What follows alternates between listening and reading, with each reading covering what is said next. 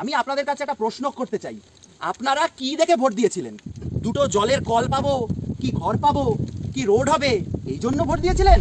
নাকি এই কারণে ভোট দিয়েছিলেন যে 2023 সালের 21শে জানুয়ারি কলকাতার রাজপথে নওশাদ সিদ্দিকী সহ রাজ্য নেতৃত্ব সহ এতজন কর্মীদের যে রাজ্য সরকার যে অত্যাচার করলো, যে অন্যায় করলো, আপনাদের ভোটটা ছিল তার বিরুদ্ধে একটা প্রতিবাদ? এটা ঠিক না ভুল ভাই? আমি এইখানে কয়েকটা কথা খুব স্পষ্ট করে রাখতে চাই। আমি শাওন দাস এইখানের অবজারভার হয়ে প্রতিটা মেম্বারের জন্য গলা ফাটিয়ে চিৎকার করে চাঁদনি মোড়ে মিটিং করে বাড়ি বাড়িতে গিয়ে বলেছি যে ইনি জনগণের জনপ্রতিনিধি হবেন। তিনি যদি প্রতারণা করেন তাহলে আমি কিন্তু ভাই বা দলের প্রতিনিধি হিসেবে আমি আছি। দল আমি বলেছিলাম গ্রাম পঞ্চায়েত ভোটের আগে, খেয়াল আছে তো ভাই?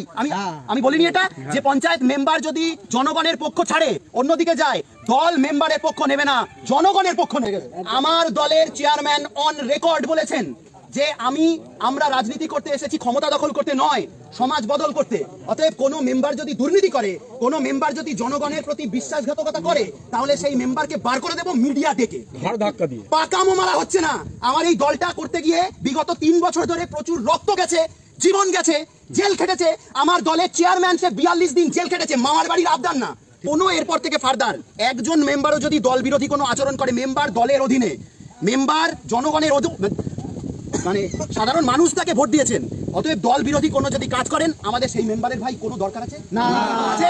আমার দরকার নেই। দল থেকে সাসপেনশন হবে, দল থেকে আমরা সেই যেখানে পারে যাক দল থেকে সেখান থেকে সাসপেনশন হবে। এখন থেকেই এটা সিদ্ধান্ত হয়ে যায়। আর আগামীতে কোনো মেম্বার যদি বেগরবাই করে, কোনো রকম এই ধরনের কথা বা আচরণ দেখা যায়, আমরা সাথে সাথে পার্টির প্যাড থেকে তাকে সাসপেন্ড করব। হ্যাঁ কি না? ঠিক আছে, আমরা এসেছি সবাই, এই যে আমি বলি তাই, বাকি পার্টিগুলো দেখে নি। এইটাই আমাদের একটা জয়। একজন মেম্বার যাওয়ার কথা বলেছে, এত মানুষ ঘিরে ধরেছে, মামার বাড়ির আবদার না। সবাই এখানে ক্ষিপ্ত, সবার কাজ ছেড়ে সবকিছু ছেড়ে এইখানে দাঁড়িয়ে আছে যে কি করেছে যায়, প্রতারণা করে কিভাবে। অতএব আগামীতে আমাদের রাস্তায় আমরা আছি। নূরনগর অঞ্চল যেমন আগামী দিনে, যেমন আগের দিনে, বিগত দিনে 1 নম্বর জায়গায় ছিল, আগামীতে 1 নম্বর জায়গায় থাকবে কিনা ভাই?